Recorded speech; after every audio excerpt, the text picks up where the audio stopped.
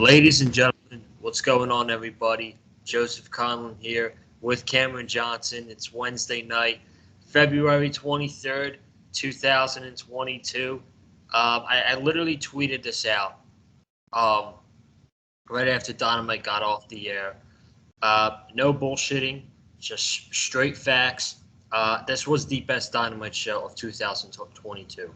Holy smokes, Cam, what a show this was tonight. Tony Khan and AEW went full guns blazing in Bridgeport, Connecticut, down the street from WWE land in Stamford, Connecticut. But holy smokes, what a show AEW put on tonight. Dynamite. Matches were fine. It wasn't really about the matches. The main event was very good. Danielson, Daniel Garcia, the promos, man. Oh my God. Hangman Page. A sympathetic promo from MJF. Who would think we'd be talking about that? A face-to-face between Jericho and Eddie Kingston. Then you guys see the title of the video. Buddy Matthews making his AEW appearance. And he's in the House of Black. And man, what a perfect fit for him to be in the House of Black with Malachi Black and Brody King. Ladies and gentlemen, buckle up, man.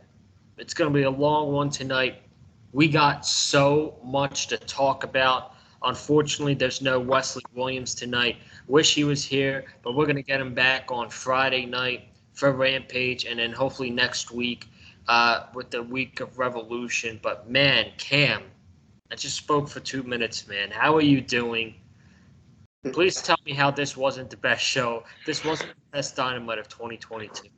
Bro, I am doing good, man. I am doing good. It's always great to be on the Big Fight Field channel recapping Dynamite. This is the best. I'm in agreement with you. I think this is the best Dynamite of 2022. The last three Dynamites have been like pay-per-view worthy so far. Like the last three Dynamites have been pay-per-view worthy. Like the last three Dynamites so far have been pay-per-view worthy. They have been excellent shows here. I need to know what Tony Khan is on. I need to know what Tony Khan is on. And Tony Khan, if you're on, can you please let me have it, bro? Because Tony Khan been in his bag, bro. Tony Khan is in his bag with these shows, bro. And every time that we think that Tony Khan can't pull nothing else out of his bag, he pulls something else out of there that just go, what the hell, man? Buddy Matthews is all elite. Buddy Matthews is all elite. You love to see it. They're new, you love to see it. You love to see it. The rumor is now that Shane Strickland, aka Swerve, aka Isaiah Swerve Scott, is in AEW, man. So this roster is getting better and better. The Revolution card, it ain't fair how stacked the Revolution card is, man. It ain't fair. It is not fair how stacked the Revolution card is, man. It ain't fair how stacked it is, bro. It ain't fair. It ain't fair. It ain't fair. It ain't fair. It's like an old NXT takeover show. You remember how Triple H used to load them takeover shows up, bro? Yeah. That's what these AEW pay-per-views feel like, bro. That's what these feel like. My God, this pay-per-view is absolutely stacked on. It's absolutely stacked in 2 weeks. This was a great show tonight, man. I'm ready to talk all about it, man. My God. I mean, with the talent they have on their roster, man, how are these pay-per-views not stacked, And, every time we come like a few weeks away from these pay-per-views and we've built up to the card, it's like, man, this is the best pay-per-view card AEW has ever had. And we said that for All Out. We said that for Full Gear. We're now saying that for Revolution. And I'm not being, trust me, I'm not being biased just because I'm luckily going to the pay-per-view in person. But it's probably the best card. This is probably the best pay-per-view card that AEW's ever putting on, in my opinion. I mean, you just look at the talent on the show. How is it not? How is it not the best pay-per-view match card AEW has ever put on? Man, it's 11 days away. I seriously cannot wait to get into the Edition Financial Arena in next weekend, man. It's going to be a freaking movie. It's going to be a freaking movie, man. I'm so excited.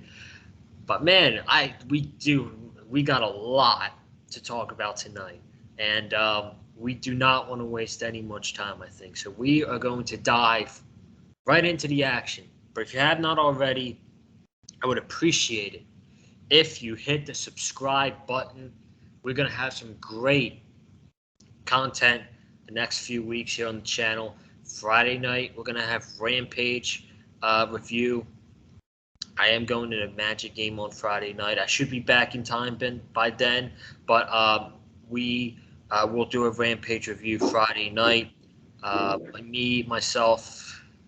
Me, Cameron Johnson, Wesley Williams, and this week I'll also probably make a video AEW Revolution related, if it's about the card or whatever plans.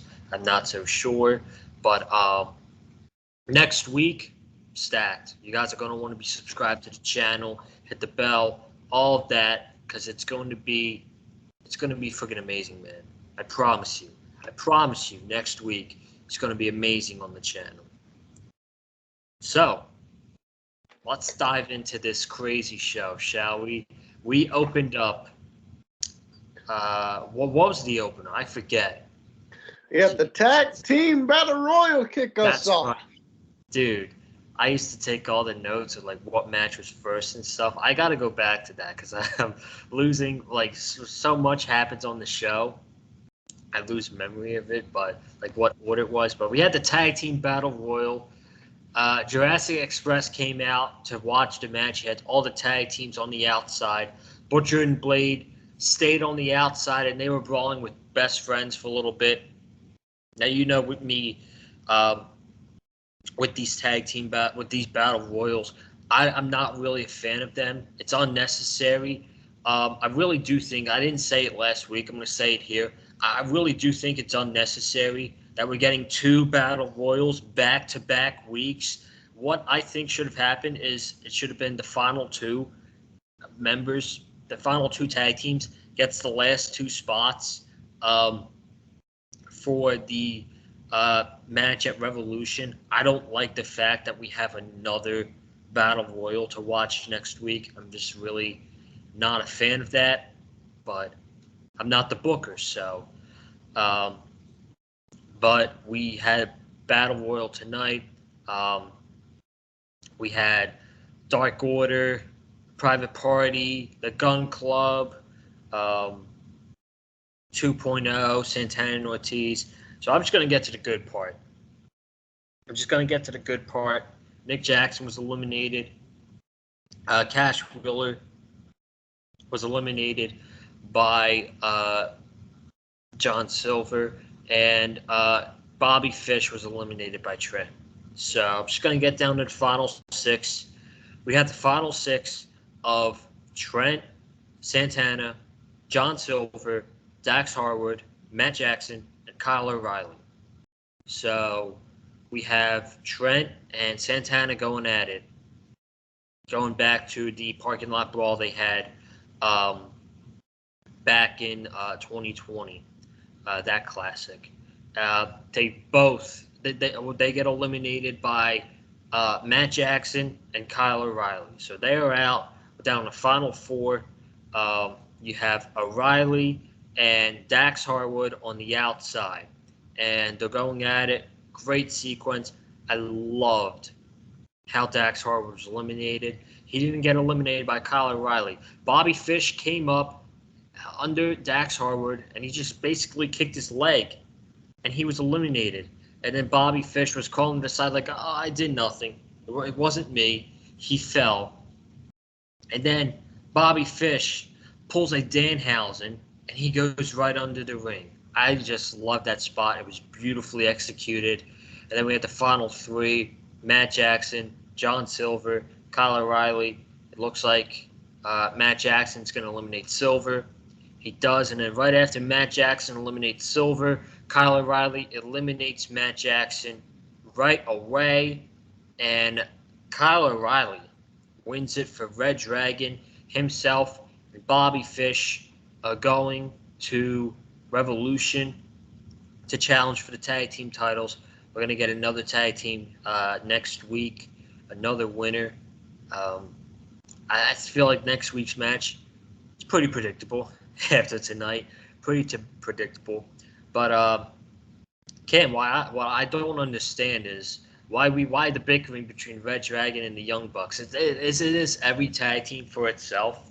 I was kind of confused with that. But besides that, I thought it was a decent battle royal. You know, I'm not the biggest fan of battle royals, as you guys know, but it was decent for what it was. The ending was good. Red Dragon going to Revolution. But is it me or was I the only one kind of, I guess, confused why Young Bucks were why they were mad at Red Dragon? Like, it's every tag team for itself, man. Why would you be mad? Floor is yours. I understand where you're coming from there, especially since there's gonna be another tag team battle royal next week. So it ain't like this your only shot. So it ain't like this your only shot to qualify for to get a tag team title match. You're gonna be in the other battle royal next week as well. But I thought this battle royal was fine. I'm in agreement with you. I think it's completely unnecessary to have two battle royals, to have two tag team battle royals back to back, especially since it's going to be most of the same tag teams in there regardless. Like, we're going to see all these, we're going to see all these guys again next week we're going to see all these guys next week again regardless. So I don't understand why, two battle royals are needed. But I thought this was good. I thought this was good here. I like the finish with it coming down. I like the finish with with Red Dragon winning, and I like the post match angle too with Adam Cole coming out. With Adam Page coming out beating the piss out of Red Dragon. Adam Cole coming out, and then the Young Bucks putting the stop on. I like the fact that they had the Young Bucks here. I like the fact that they had the Young Bucks, and you weren't sure where they were going to go. I thought the Young Bucks were going to super kick Hangman Page, for Adam Cole, but they didn't. They just walked away. And I like that bit of storytelling they had. I like that bit of storytelling they had in this match here, too, because if you recall, the Full Gear, because if you recall the Full Gear, Hangman Page is on the apron getting ready to give Omega the buck shot, and the Young Bucks gave a nod to, and the Young Bucks gave that nod to Adam Page. They're like, do it, it's your time, put him out. And they took he took Omega out and won the AEW title. So I like the callback they had here. In this match with the Young Bucks, not super kicking Page and just leaving. You gotta wonder whose side the Bucks are on, if they're gonna side with Adam Cole or if they're gonna re-side with Hangman Page. So I like that bit of storytelling. They're telling in AEW. But I was told AEW don't have storytelling. That's what I was told. So, I was also told that Adam Cole was buried, but he's getting the championship match on pay-per-view. So I don't know what to believe anymore, man. I'm being lied to, man. Man, you gotta stop lying to Cam, man. Hangman Page got a hell of a promo afterwards. He talks about the story of, being the underdog and being all the way down at the bottom, and then at Revolution, like crawling the way up, and all that jazz. It was a really good promo. I really liked while Hangman was talking, they panned the camera to Adam Cole, Red Dragon. Another small glimpse. I love the trash talking that Bobby Fish was doing. It was just awesome, and it made me laugh. But the Hangman Page promo was great, and I think you have some thoughts on it. So if you want to give your thoughts, you can. I just want to say this is a great promo by Hangman Page. And by the way, Hangman Page was spitting bars, by the way. That was a bar he spit when he said I got it. When he said I got a shit. I gotta remember what he said. He said I got a cocked buckshot. Something like, hold on, wait a minute. I can find it. Here it is. Hangman Page is dropping bars, by the way. He said he had a freshly cocked buckshot waiting for Adam Cole at Revolution, bro. That is a bar right there, bro. Max Caster should be very jealous right now, man, because Hangman continues to drop bars like these on Dynamite. Hangman, I'm gonna have to give the best rapper in the world thing to Hangman Page. Not, I can't give it to Max Caster anymore. Hangman Page is gonna drop bars like these. But I thought this was a really good promo with these guys here. No, this is a really good promo between Adam Page and Adam Cole, and a match at Revolution is gonna be a bank. Yeah, absolutely. So, Red Dragon wins this week. Don't want to sound like a party pooper here, but there's probably no doubt that the Young Bucks win next week, right? Yeah. Yeah, absolutely. So, oh man, did we feel sympathetic for MJF tonight? Nope, I'm not falling for this. I don't know, man. Dude, this was so great. He even got I don't know if anybody realized this. He even got Tony Schiavone to feel bad for him on commentary. That's how sympathetic MJF was in this promo. We're going to talk about it right now. So he comes out and he immediately says, "Cut my music." And if CM Punk chants, he's like, "Yep." So he's bringing on the CM Punk chants. And he's like, last week, CM Punk brought up a picture of me and him at a meet and greet. And he said last week that day, that was just another Friday. And for me, it was the greatest day of my life. And then he goes on, he thought, people think it's predictable that he was tablespoon fed as a young kid, given everything he wants. He says that's not true.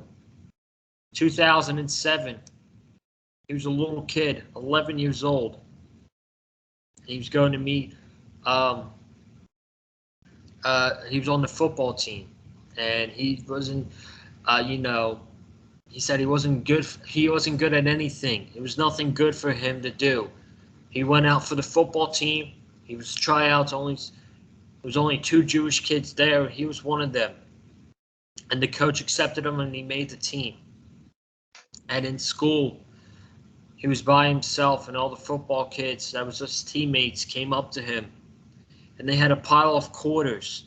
And they all threw it at him as hard as he can. And he said that the football players told him, "Pick it up, Jew boy." And that's what happened. So MJF went home. And he was crying, and he said it was the worst day of his life. But he remembered that night that he was meeting his hero. He was meeting CM Punk. And the moment he met CM Punk was the worst day of his life to the greatest day of his life. And he had the motivation to do what CM Punk was and be the best in the world. And he quit football, and he got all these scholarship offers. And he said no to them because he wanted to be just like his hero. He wanted to be just like CM Punk. So, the next thing, January 2014, CM Punk walks away and he leaves. And you let me down. Not only did you let me down, but you let everybody sitting in this building, every wrestling fan around the world, you let them down. And he said, I felt to myself, if he can't do it, why can't I?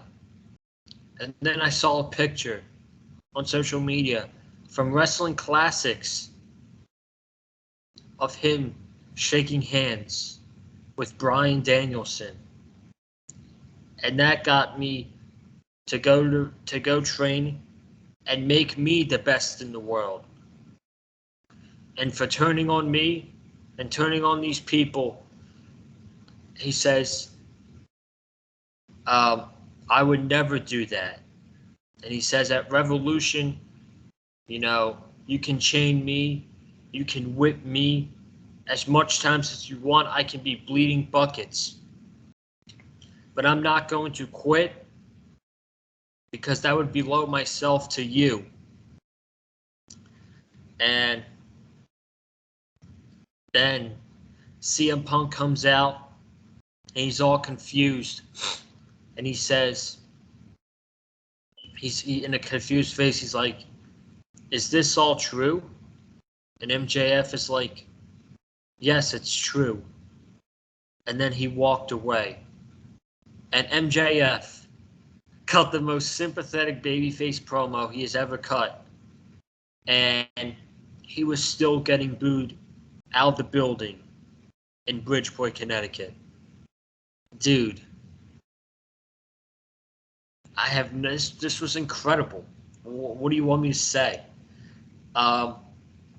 Early candidate, probably the best promo in wrestling all year, in my opinion. This was phenomenal. He got people to feel bad for him. He got CM Punk to feel bad for him. He even got Tony Schiavone to feel bad for him on commentary. And this makes the story even better because he's playing. He's playing with all of us. And he's playing with CM Punk. And it's going to make the story better. And it's going to get him even more heat than he has now. Dude, this was incredible. I have no words. I legitimately have no words, Cam. This was a tremendous promo, man. This is MJF's villain origin story. You know what this promo reminded me of? You remember you've seen The Incredibles, right? Yes. And they had you've seen The Incredibles, and they had Syndrome, who's the villain. They had Syndrome, who's the villain. Syndrome meets Mr. Incredible. Syndrome meets Mr. Incredible when he's a kid. He's like, I want to be a superhero. Mr. Incredible, Mr. Incredible disses him. This leads to Syndrome going mad. This leads to Syndrome going mad, and he becomes like a super villain trying to take out the Incredibles. That's what this promo reminded me of, man. This was a fantastic promo here by MJF, man. They need to give MJF an Emmy Award already, bro. They need to give MJF his Emmy, bro. My God. This was tremendous stuff. This is tremendous stuff here, and it's gonna be even better when MJF play. It's gonna be even better when it's revealed that MJF was lying. And by the way, I'll put this on Twitter and I'll say it now. If you believe, if you're one of those people out there who actually thinks that MJF is sympathetic, DM me on Twitter right now. I'm trying to make some money. DM me on Twitter right now. I got a bridge I can sell you, bro. I promise you. I got a bridge I can sell you, bro. Make sure you DM me on Twitter if you want info on that bridge, if you actually believe this crap. But this was fantastic shit, man. This was fantastic shit. The entire time he's cutting that promo, I can't help but think to myself, he's so full of shit. He's so full of shit. Oh, my God. Oh, God, man. But this is a great promo, man. Great promo, and it helps sets up the match. It helps sets up, and it helps put even more heat on the match at Revolution. This is great shit. It's great stuff. Dude, it's gonna make for an even bigger moment when it comes out that he was lying about all this bullshit, and he actually beat CM Punk at Revolution. It's going to be such a phenomenal moment, dude. I'm truly excited for this dog collar match, and I think you could tell already that they're setting up 2022 to be the year of MJF. Do you think that's clear? I think it's clear. Matter of fact, I've said it before, and I'll continue to say it. I'm going to go ahead and call it. Your main event of Double or Nothing. It's going to be MJF and Hangman Page for the AEW title.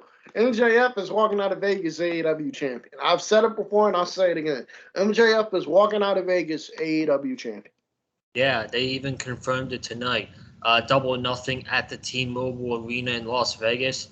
That night, MJF will be the AEW World Champion. I guarantee. They are building 2022 around MJF. And you don't have to like it.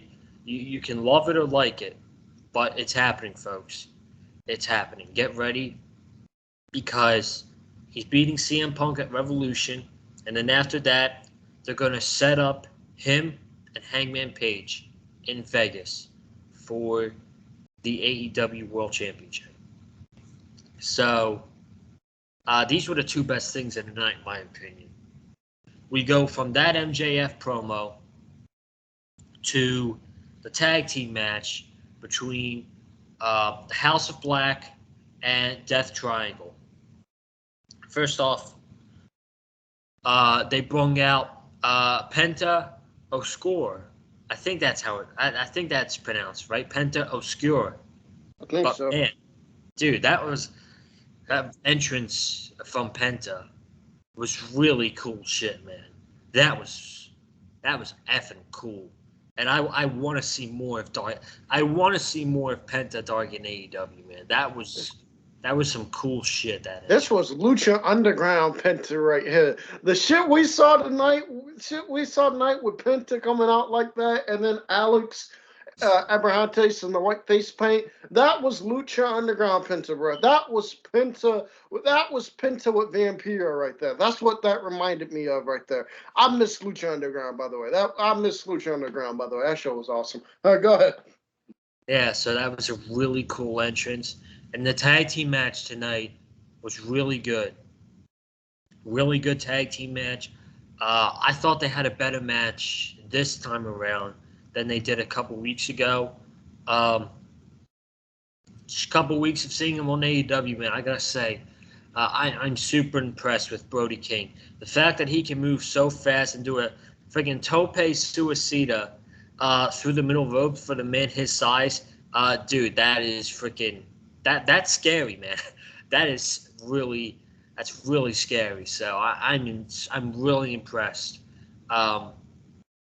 with Brody King, and the end came where Penta was going to Malachi was going to miss Penta in the face again, but Penta blocked it. He put his hands on Malachi Black's mouth so that he could not miss them. And Pac took out Brody King, and this got Malachi Black. Penta rolled him up, and he pinned him. 1, 2, 3. The babyface got the win this time around. A little bit of 50-50 booking. It's not much. It's not something you really see from AEW. Heels got the first time around. This time, babyfaces win. Brody King immediately beats up Penta. Pac gets in, and Pac gets destroyed by Malachi Black and Brody King. The lights go out, and I thought to myself, Rey Fenix for the save. That's immediately what I thought when the lights were going out. It was Buddy Matthews. And dude, this debut was literally perfect. This was a perfect way to bring in Buddy Matthews. Malachi Black was scared shitless that he seen Buddy Matthews there. And he's standing side by side with Pac and Penta, walking around the ring. Malachi is scared to death. He is scared to death that Buddy Matthews is here. And as soon as I see Pac try to get up to his feet, I'm like, he's going to attack Pac, isn't he? That's exactly what happened. They took out Pac. They took out Penta. A black mass to Pac. They get a steel chair. And Malachi tells Buddy to stomp Penta's face into the steel chair. That's exactly what they did. What he did. And you got Buddy Matthews standing side by side with Malachi Black and Brody King. In the House of Black. And I'm telling you, man, I tweeted it out tonight. This is going to be a top faction in 2022. There's no doubt the House of Black is going to be a top faction this year, and it just got better. Buddy Matthews is a beautiful fit for Malachi Black and Brody King. I'm very excited to see what these three men can do. Man, your thoughts on the match? Your thoughts on the post-match attack? It's a lot to talk about here, so give me your thoughts. I thought this was a pretty good match between these two here. I thought this was I thought this was a good tag team match between these two guys here. Uh, you know, uh, Death Triangle winning. It surprised me that they won. It surprised me that they won. But I don't have an issue with it. They gotta find a way to continue this feud. They gotta find a way to continue this feud. Plus, I thought it was smart. I thought it was actually smart. The fact that Penta was able to block the mist of Malachi Black. The fact that Penta was able to block the mist of Malachi Black. I thought that was smart there. A babyface being booked to be smart. What a concept. What a novel concept. My God. But so I thought that was fine. Buddy Matthews coming out though, I thought was great. I thought him coming out was great. Him, Murphy, Black and Brody King in the House of Black. It's great. The House of Black continues to grow. I'm super happy for Buddy Matthews. The man is, Buddy Buff Matthews. The dude is a brick shit house. My lord, he looked phenomenal tonight. He looked phenomenal tonight. My lord, I got to get on his gym plan. I got to get on his gym. He's in incredible shape. Bro, I got to get on his gym regimen, bro. My lord. But I thought that, I thought he looked, I thought this was a great debut here for. I thought this was a great debut here for him. And also Black in AEW, I can't wait to see it. And Buddy Matthews in AEW, I can't wait to see it. He's somebody who I can definitely see as TNT champion one day, or at least vying for the TNT title. Buddy Matthews is great, and this was a great add-on for the House of Black. I loved it. Now, Revolution coming up. Do you see anything happening? Because there's so many possibilities. Do you see anything happening between the House of Black and the Death Triangle? Or do you think they're going to continue this feud for a few more months? I think they're going to continue this feud for a few more months. Yeah, I could see that happening as well. You got to get... Probably when Rey Fenix comes back, we get the 6-man tag between the House of Black and Death Triangle. And when that 6-man happens, man, you know what? That just got a thought in my head. If AEW were to bring in trios titles and to extend this feud to Double or Nothing, this would be the perfect match to crown the first trios tag titles. I just thought about that in my head. This would be the perfect match to introduce trio titles. House of Black versus Death Triangle. I mean, the match is going to be money itself. Add the debuting trios titles to it. It's got even more money written all over it. What are your thoughts? I agree, man. The trio, bro. AEW got a lot of teams that can put them trio titles on, man. House of Black, give me them, man. I need them as tag team champions, and I need them as trio champions, bro. Make it happen. Just make that shit happen, my lord. You already got the PWG tag team champions and Black and Brody King. So why not add a third championship to that? Why not get some trio titles on there? Give Buddy Murphy some love. I'm sorry. I called him Buddy Murphy by mistake. I'm sorry. Give Buddy Matthews some. There you go. Give Buddy Matthews some love, man. Put the championship on him. That is going to be beautiful. I can't wait.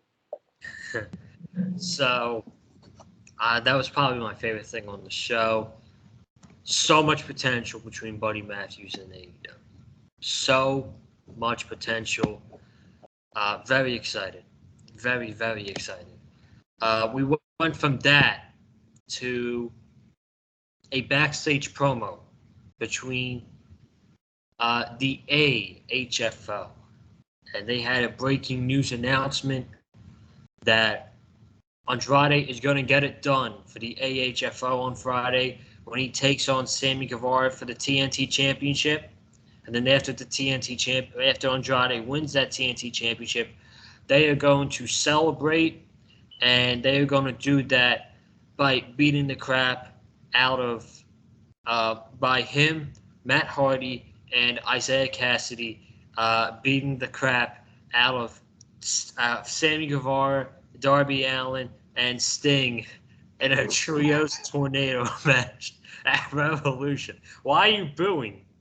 But, bro, I don't want to see this shit at Revolution, bro. I'm being honest, bro. I don't.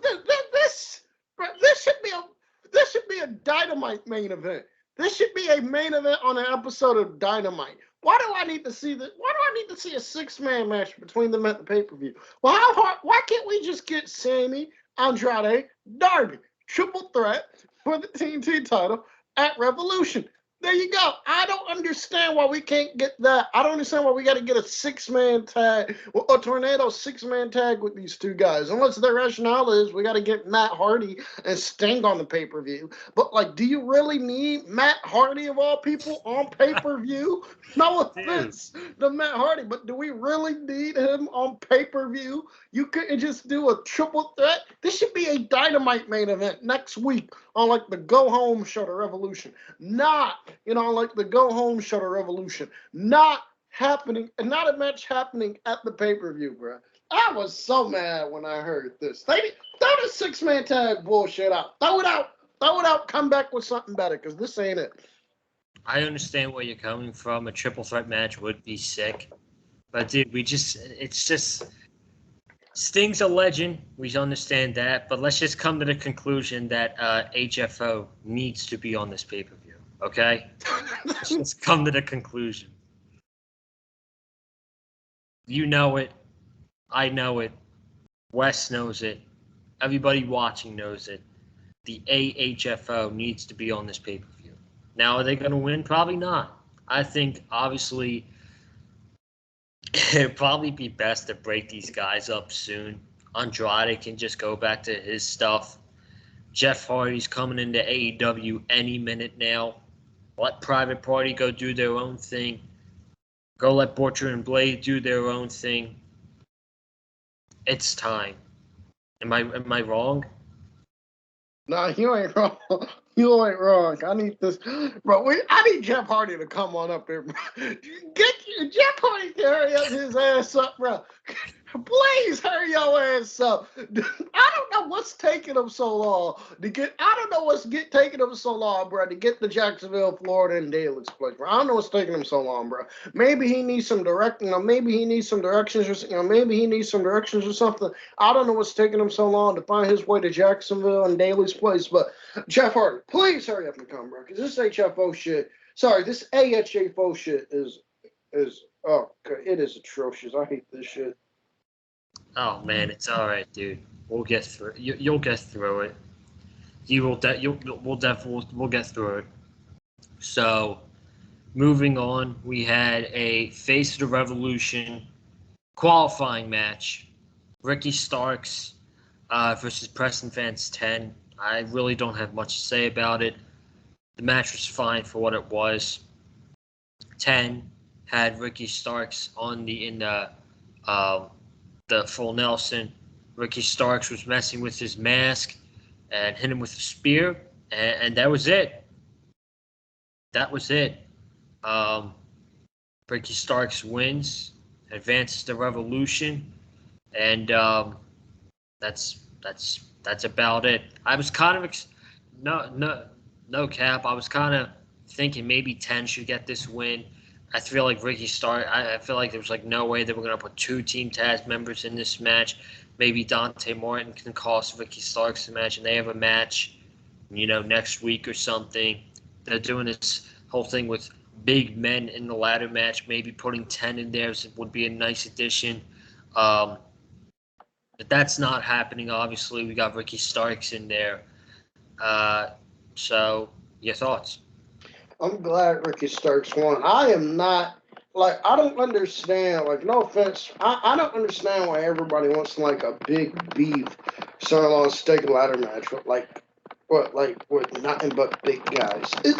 With like nothing but big guys. No offense, but like it's a ladder match. And like outside of Keith Lee, and it's a ladder match. Like I want to see these guys jumping off ladders and shit. And like outside of Keith Lee, I don't see any of these guys jumping off ladders and giving us some crazy spots. I just don't. I'm sorry. I'm a Spot Monkey fan. I want to see a ladder match with Spot Monkeys in there doing crazy shit. Doing crazy shit. Doing crazy shit. So I'm glad Ricky Starks won because them doing a beef. Because them doing a ladder match with nothing but beef, big guys in there. I was not looking forward to at all. No offense. So I'm happy Ricky Starks won. This is the right decision if you ask me. Yeah. I mean, I'm not mad about it. I just thought 10 could use some momentum, but it is what it is. I'm not mad about it or anything, but it should be ladder match, man. Should be some good stuff. And then speaking of mid, we had the Bunny and Jade Cargill for the TBS Championship. No offense to these ladies, this match was mid. Couldn't care less. The Bunny is still green. Jade Cargill, she's improving. She's still a little bit green, but I just don't care, man. I did not really care about this match. 8 minutes. Bunny had one sequence when she was close to winning the title, and the crowd was behind her. There was a spot where both Matt Hardy and Mark Sterling got kicked out of the match. Match ended like 30 seconds after Jade Cargill hit her finisher. And that was it. And Cam, they put that big 28-0 graphic up on the Titantron. She's breaking Goldberg's streak. It's happening. It's happening, dude. She gotta win a whole. She gotta win a whole bunch of more matches because Goldberg was. They claim he was 173-0. I don't take that shit. I don't buy that shit for a second. But that's the claim. Goldberg was 173-0. So he was 173-0 before he got beat. So he's gonna have to win a lot more matches here. I thought this match. I thought it was okay. That was one rough spot in this match. Thank God it happened during a picture-in-picture where I don't think most people saw it. Because if this match happened, if this spot happened, if this spot happened while it wasn't in picture-in-picture, I think people would have been on AEW's ass tonight. There was a spot in this match here where where the Bunny clearly got a 3 count on Jade Cargill, but the referee had to hold the count up, and Jade Cargill was late to kick out. But that was clear. The spot might be on Twitter if you don't believe me, but that spot there looked absolutely rough. No disrespect to the Bunny, but this match should have been should not have went longer than 2 minutes. I'm sorry. This match should not have went longer than 2 minutes. Bunny gets the Bunny could have got 1 or 2 moves in, but Jay Cargill should have hit the Jade and went home here. She should have hit the Jade and went home here. I don't know why they gave this match 8 minutes. I don't know why they gave this match 8 minutes here. I don't understand it. I saw it, and speaking of Jay Cargill, I heard a great point today that I think could make a lot of sense. That I think could work and could make a lot of sense. A lot of times with the New Japan guys, for example, with some of their young lions, in order for New Japan to get these guys more seasoning or whatever, they send them on excursion. So New Japan will send these guys to America, or they'll send them to Mexico, and they'll send them to America, or they'll send them to Mexico, and have them work there before they, where they can get more seasoning, where they can get a little more seasoning on their belt before they bring them back. I think that could work wonders for somebody like Jay Cargill, to be quite honest with you. I don't know why the Bunny was in this match here. I would have preferred somebody else be in this match here. I would have preferred, somebody else be in this match here. But that's my only complaint about this, is that this went way too long. This went way too long. This should have been 2-3 minutes max. And I like Tay Conchi coming on afterwards. The Bunny and Tay Conchi. Yeah. Not the Bunny and Tay Conchi. Jay Cargill and Tay Conchi. Excuse me. That's a program I can get behind. That's a program I can get behind. Just believe it. So Yeah. I thought, so that's really my only complaint about it. Yeah. So I mean, the match was mid. I mean, that's all I can really say. Tony Schiavone was in the ring afterwards. Jade Cargill took the microphone away from him immediately. She said, I'm 28-0, and as soon as you know, I'm going to be 30-0, 50-0, and there's no one left. Who's there for me? Who's next? And out comes, like you said, Ty Conti comes out. She says, Jade, she says, I'm next, and I'm the one. So she sprints down, gets in Jade's face. The bunny attacks her. Ty Conti takes care of her. Jade Cargill gives Ty Conti the pump kick. Anna Jay comes running down with the steel chair. And that's all. So it looks like we're setting up Ty Conti and Jade Cargill for the TBS title at Revolution. Should be a nice match. It should be a really good match. I'm looking forward to it. And it's probably Jade's best match to date so far. So not bad stuff, but we got to go backwards a little bit because I actually forgot to talk about the Chris Jericho and Eddie Kingston segment. Cannot believe I forgot to talk about it. It's okay. We're going to talk about it right now. So Jericho and Kingston are out there. It's like, and Jericho brung security guards. And Kingston's like, what is this? We got security guards out here, and Jericho's talking. You know, we got to get these security guards and all that stuff. Just so we don't fight tonight. So Jericho is acting like the heel in this feud, which I actually like. We talked about it last week, and I actually like the fact that Jericho's heel in this feud. So, Jericho's talking, and he's like, Eddie Kingston's like, dude, why do we got to do this? I just want to fight. He says, let's do something here. This is a wrestling company, not a sports entertainment company. My man, go down the block. Which is I was so offended, man. And how dare Eddie Kingston disrespect the greatness of sports entertainment like that, man? How dare he, bruh? How dare he, bruh? Sports entertainment, bro. We're about to get the most stupendous sports entertainment event of the year in like 6 weeks. And Eddie Kingston just had to diss sports entertainment like that. How dare he, bruh? How dare he? Speaking of that stupendous event, there's not a match on that card I'm looking forward to, by the way.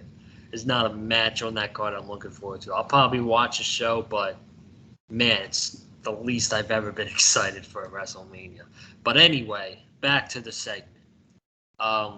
Eddie Kingston says, like, go back down the block. And Jericho talks about when Eddie Kingston was first coming into AEW.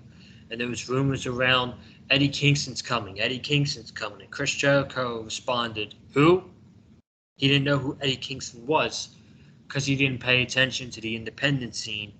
And he came in and he was impressed when he wrestled, what's his name? He did not say Cody Rhodes. He referred to Cody as what's his name because he's out of AEW right now. He left. So he then says, cut a backstage promo as well, which was very impressive. I said, he's going to be a really good guy, a good wrestler here, and he's going to be such a big babyface in AEW for years to come. And Eddie Kingston responds, what's a babyface? So that got me to chuckle a little bit. And Jericho's like, let's be honest, Eddie. Look at yourself. You're a loser. In your eyes, you're afraid to be at the top. Because let's face it, when it comes to the big match, the matches with Mox, the match with Punk, the match with Miro, you fall. And when it comes to big matches in AEW, I am that guy. I am the big match guy. Chris Jericho is the big match guy of AEW.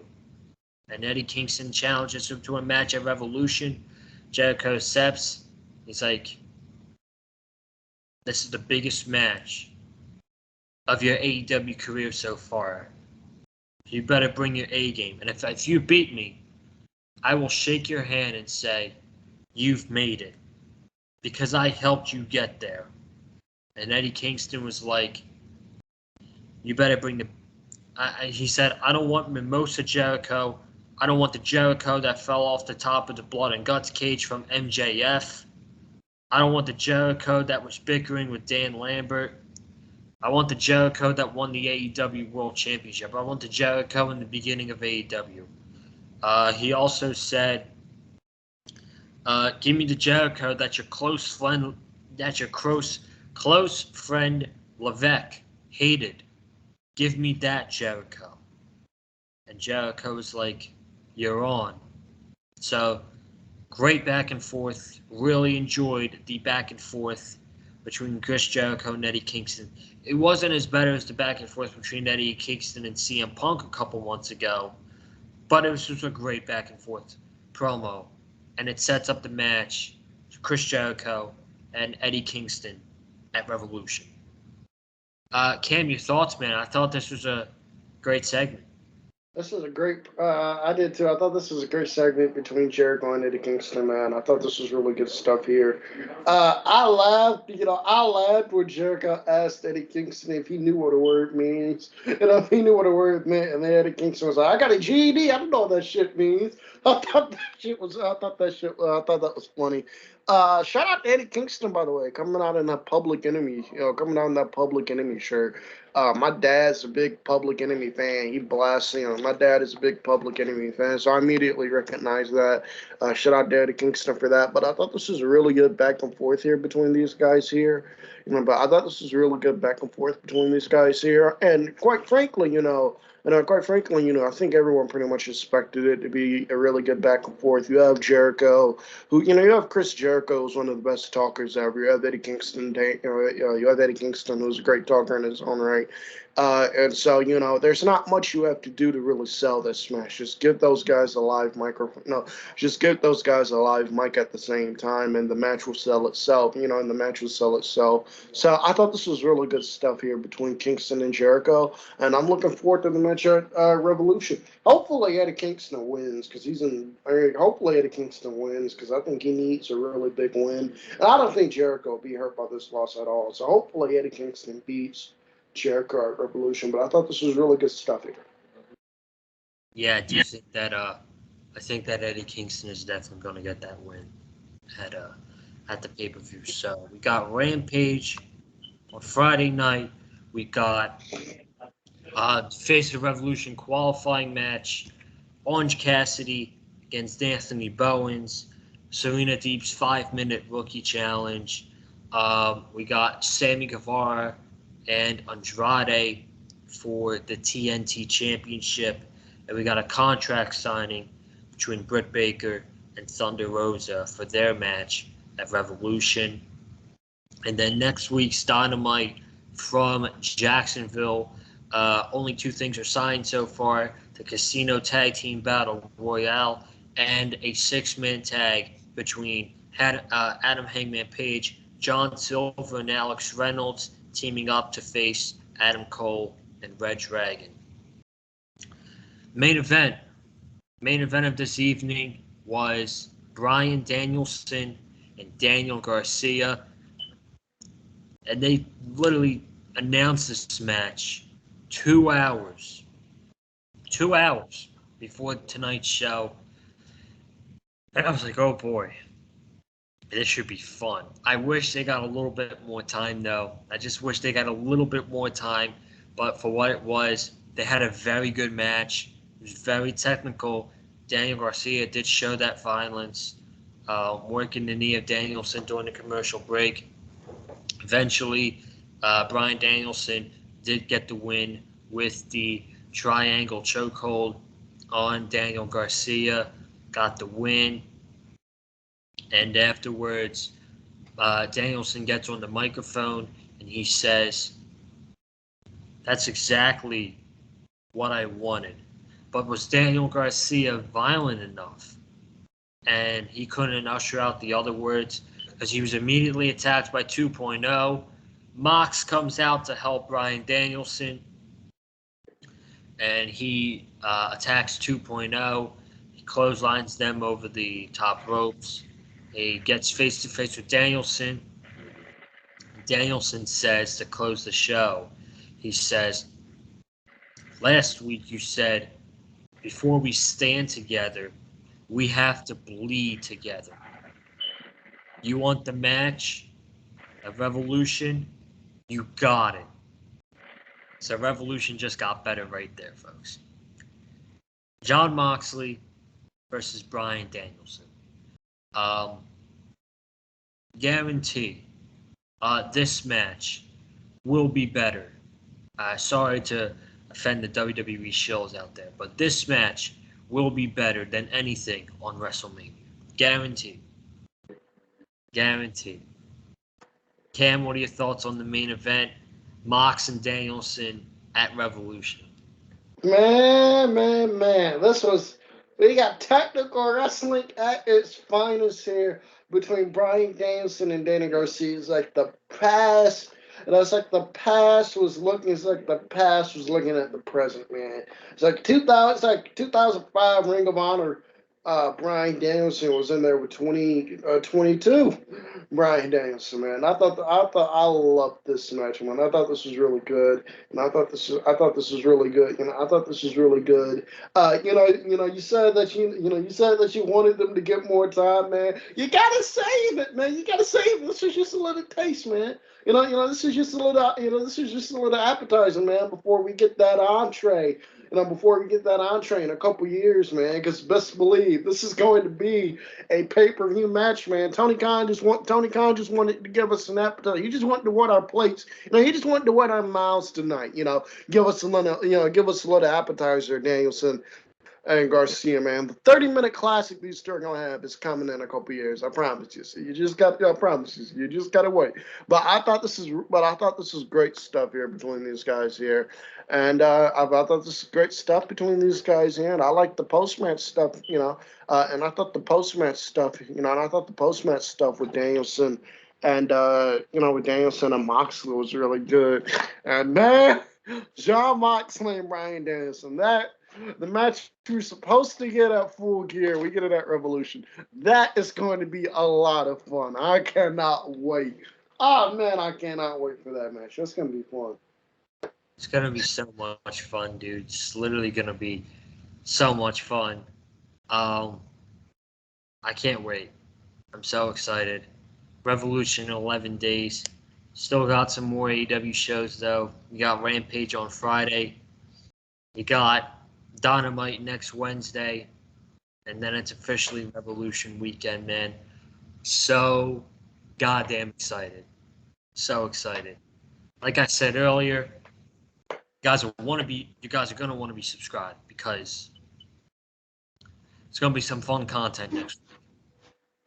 So that is gonna do it. Thank you all for tuning in to tonight's Dynamite review. Be sure to subscribe to the channel, like I said. Comment down below your thoughts on tonight's episode of AEW Dynamite. Hit the like button if you like what you heard from myself and Cameron Johnson tonight. You can follow me on Twitter and Instagram as well.